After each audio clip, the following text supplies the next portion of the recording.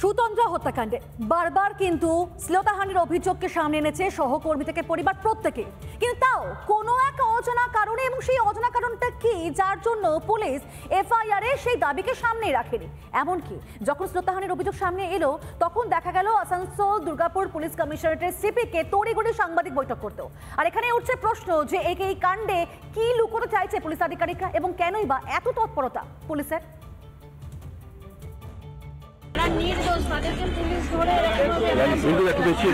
দোষী, তাদের গাড়ি ধরলো অথচ কাউকে ধরে উঠতে পারলো না, এটা কি বিশ্বাসযোগ্য ঘটনা?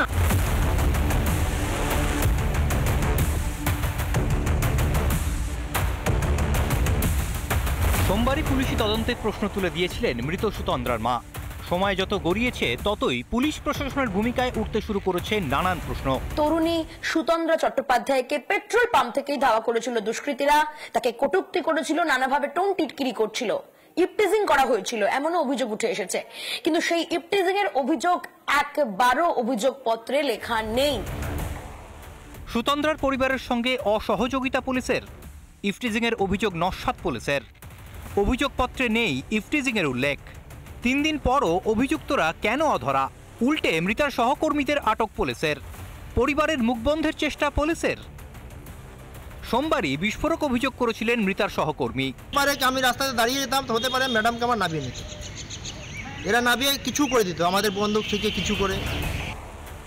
আর 24 ঘন্টা পর সেই মিন্টু মণ্ডলের লেখা অভিযোগপত্রেই নেই কটূক্তির কোনো উল্লেখ। বলার আমার কমেন্ট দেওয়া হয়ে গেছে, বাস। মৃতার সহকর্মীর বক্তব্য স্পষ্ট, তদন্তের মোড় ঘোরাতে মরিয়া চেষ্টা চালাচ্ছে পুলিশ, যাকে কার্যত সমর্থন করেছেন সুতন্দ্রার আত্মীয়রাও। পুলিশই প্রভাবিত করেছে, কেউ প্রভাবিত করেছে, বা কোনো ওকে খুব প্রভাবশালী ব্যক্তি করেছে। প্রভাবশালী ব্যক্তি ওকে ভয় দেখে হয়তো বয়ানটা বলছে ঠিক করো, নাহলে তুমি হয়তো থাকবে না। সুতন্দ্রার পরিবারের আইনজীবী পুলিশের বিরুদ্ধে ক্ষোভ উগরে দিয়েছেন। ব্যক্তিরা যারা গাড়ির মধ্যে ছিলেন এবং মিন্টু বাবু, তার সাথে যা আমাদের কথাবার্তা হয়েছে, তাদেরকে চাপ দিয়ে এই ইপটিজিমের ব্যাপারটি, তাদেরকে ফলো করার ব্যাপারটি এবং তাদেরকে উত্ত্যক্ত করার ব্যাপারটি, এগুলোকে পুলিশ প্রত্যাহার করিয়েছে।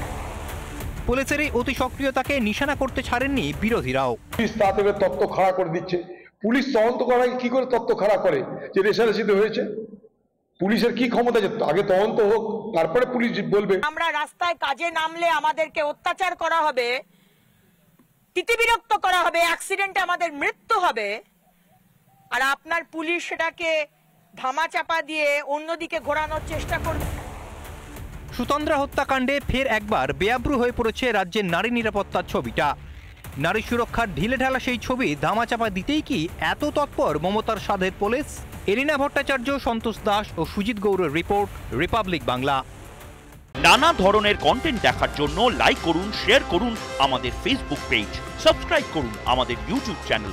পাশাপাশি অন্যান্য ব্রেকিং নিউজের জন্য অবশ্যই চোখ রাখুন রিপাবলিক বাংলায়।